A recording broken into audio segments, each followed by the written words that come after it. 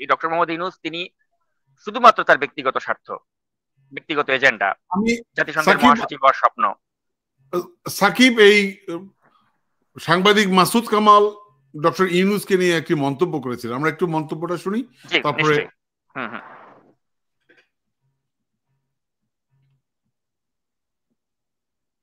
উনি যে আসলে যতটাই বিদেশে থাকেন না কেন, উনি যে মনে প্রাণে আমাদের দেশের ট্র্যাডিশনাল মানে নেতাদের মতো, এটাই বোঝা গেল। মানে উনি যখন কোনো আইন করেন, দেখবেন অনেক ফ্যামিলি দেখবেন আপনি গৃহকর্তা কিছু আইন করে, এটা করা যাবে না, ওটা করা যাবে না, বাচ্চাদেরকে বলে তোমরা সিগারেট খাইতে পারবা না, অমুক আবার সে কিন্তু রাতেবেলা মদ খেয়ে টলতে টলতে আসে। তো ওনার হচ্ছে ওই অবস্থা। উনি যখন আইন করছে বিদেশ ভ্রমণ কমাতে হবে, তখন আবার ব্র্যাকেটে লেখা ছিল আমি ছাড়া।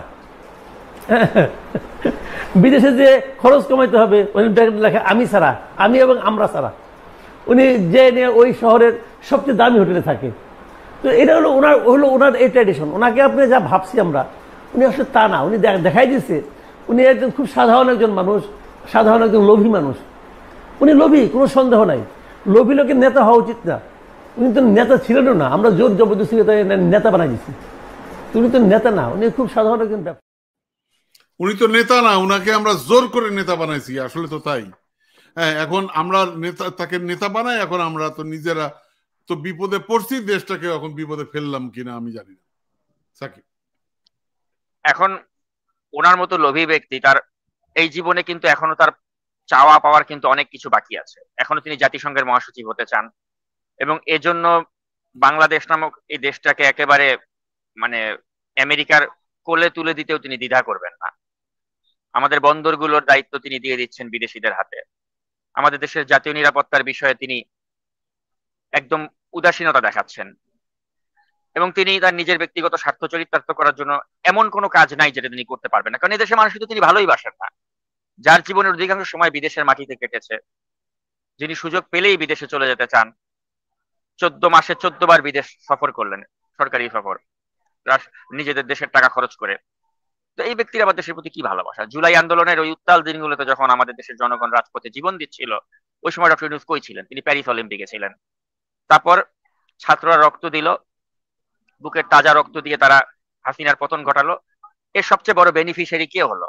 বেনিফিশিয়ারি হলো এই গ্রামীণের ইউনূস আর ইউনূসের বান্ধবী লামিয়া মোর্শেদ।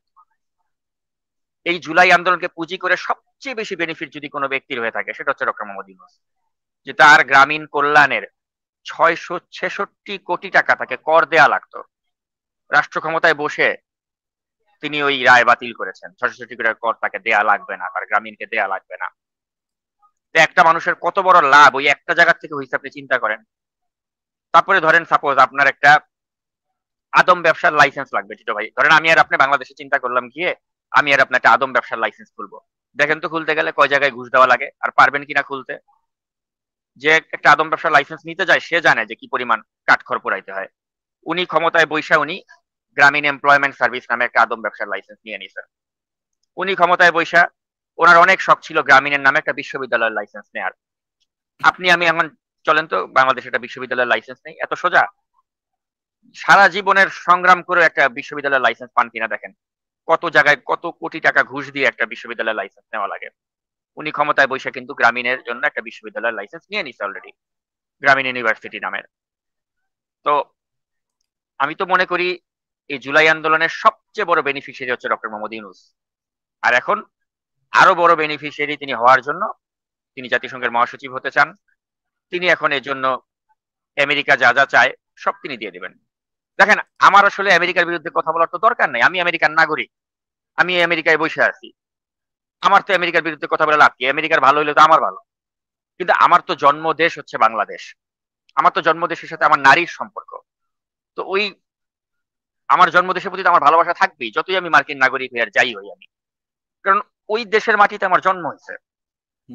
কিন্তু এই ডক্টর ইউনূসের মতো লোকের আসলে ওই ভালোবাসা দেশের প্রতি কোনো কালেই ছিল না, হবেও না। আমার দেশে তারা আমেরিকার অঙ্গরাজ্য বানায় দিবে, আমেরিকার দ্বারা আরেকটা আফগানিস্তান তৈরি করে দিবে, তাদের কিচ্ছু যায় আসে না। ট্রাস্ট মি, এই লোকের কিচ্ছু যায় আসে না। আমার জীবনে আমি এর মতো স্বার্থপর লোক আর দেখি নাই।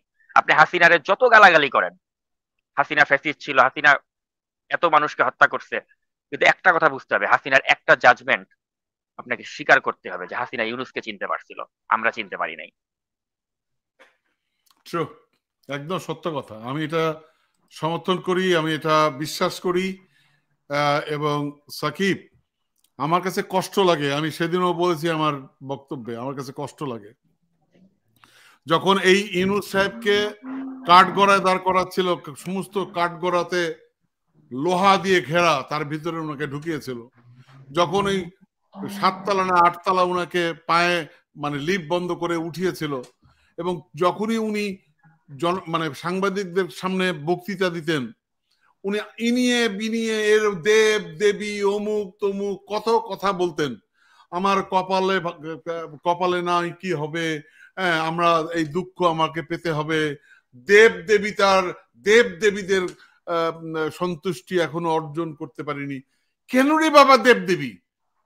আমি বলছি স্যার, আরে নামটা বলেন, ফ্যাসিস্ট শেখ হাসিনা বলেন, বলেন শেখ হাসিনা। দেব দেবী কে? হাসিনা দেবী কে বলছে আপনাকে? হাসিনা দেব দেবীতে কে বলছে আপনাকে? নাম বলেন। নাম বলেন নাই। আমরা স্যার, গোটা পৃথিবীর মানুষ আপনাকে সম্মান করে, গোটা পৃথিবীর মানুষ আপনাকে স্যালুট করে। আপনি যদি একটা স্টেটমেন্ট দেন শেখ হাসিনার বিরুদ্ধে, শেখ হাসিনার গদি নড়বড় হয়ে যাবে। দেয় নাই। উনি আমাদের দেশের এই যে 2014 সালে যে হাসিনা 154 আসনে বিনা প্রতিদ্বন্দ্বিতায় জিতলো, উনি দেশের একটা সিভিল সোসাইটির মেম্বার হিসেবে একটা বিবৃতি দিয়েছিল গ্রামীণের পক্ষ থেকে যে এই যে হাসিনা 2014 একটা জালিয়াতি নির্বাচন করলো, 2018-তে একটা রাতের ভোটে নির্বাচন করলো, 2014-তে একটা 2024 একটা ডামি ভোটে নির্বাচন করলো। উনি দেশের একজন সচেতন নাগরিক হিসেবে একটা বিবৃতি দিয়েছে? দেয় নাই, কারণ মনে করছে দিলে যদি আমার গ্রামীণের উপরে আরো প্রেশার আসে। চুপ থাকছে। এই যে এতগুলো মানুষ যে মারা গেল জুলাই আন্দোলনে, উনি কি করছে? উনি প্যারিস অলিম্পিকে ছিল এই সময়। আমাদের দেশের মানুষের কোনো কালে কোনো প্রয়োজনে এই লোককে পাওয়া যায় নাই, পাওয়া যাবেও না। সারা জীবন ইউরোপ আমেরিকার তাবেদারি করছে এই লোক, সারা জীবন বিদেশিদের তাবেদারি করে গেছে, পশ্চিমা বিশ্বের তাবেদারি করে গেছে। এই লোক আজকে আজকে গণতন্ত্র উদ্ধার করবে, সে গণতন্ত্র উদ্ধার করতে আসছে। যারা মনে করছে তারা বোকার স্বর্গে আছে, এবং তারা এটা অলরেডি হয়তো বুঝতেছে যে আমরা খাল কাইটটা যে আমরা কুমির আনছি।